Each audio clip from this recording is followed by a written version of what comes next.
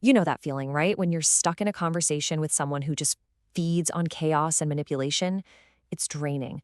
Well, today we're going to flip the script.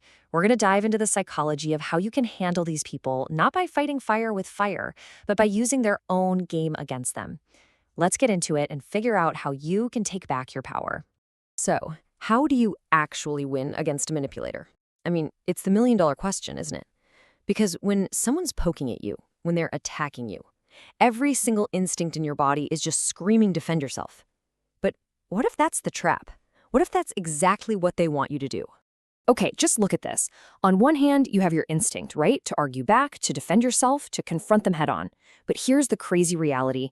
When you do that with a toxic person, you're not winning at all. You're actually just handing them exactly what they came for, that big emotional reaction. You're literally feeding the beast you're trying to get away from. And that right there is what we call the confrontation trap. It's kind of this wild, counterintuitive idea from psychology. The second you decide to fight back, to get in the ring with a manipulator, you've already lost. You're playing their game by their rules. You have to understand your emotional reaction is their trophy. It's their win. When you get angry, when you get frustrated, when you're desperately trying to explain yourself, all that does is prove to them that they've got you, that they have control. It's the ultimate validation for everything they're doing. So, okay, if fighting back is a trap, then what are you supposed to do?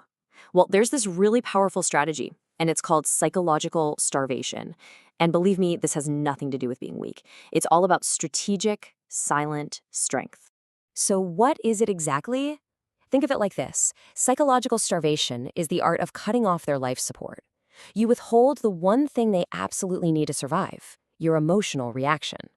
It's not about fighting them with aggression, it's about disarming them completely, with your own emotional control and some really smart strategic silence.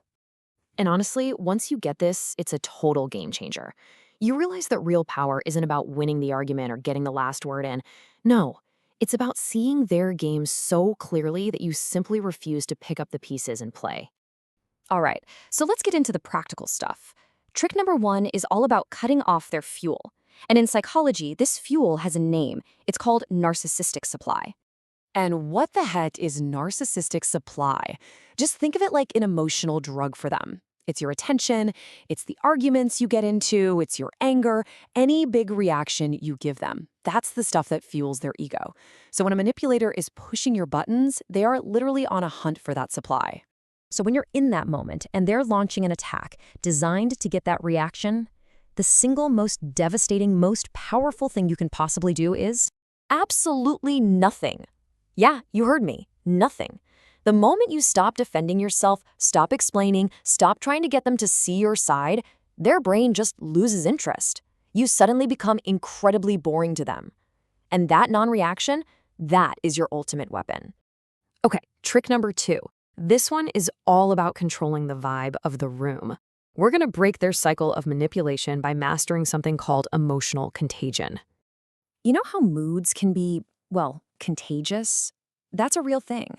We all have a tendency to sort of unconsciously mirror the emotions of people around us. And manipulators? They are absolute masters of using this against you. They raise their voice because they want you to panic. They act all chaotic because they want you to get flustered. Their goal is to literally infect you with their chaos. So how do you stop it? You become an emotional firewall. It's simple, but it's not easy. You have to consciously control your tone of voice. You slow down your breathing on purpose. And you use that powerful strategic silence. And get this, research from the University of Michigan actually shows that regulating your own emotions like this disarms aggression way more effectively than just fighting back. You're sending a crystal clear message. Your chaos has zero power over me. All right, you've got the basics down, so let's level up. We're going to get into a few more advanced techniques that really put the power of psychology in your corner. Okay, trick number 3 is this really cool technique called affect labeling. The best way to think about it is like emotional judo. You're not going to meet their force with more force. Instead, you're just going to cleverly redirect all that energy. Here's how you do it. The moment you feel that rush of emotion, instead of just reacting, you force yourself to pause. Then, inside your own head, you just label the feeling.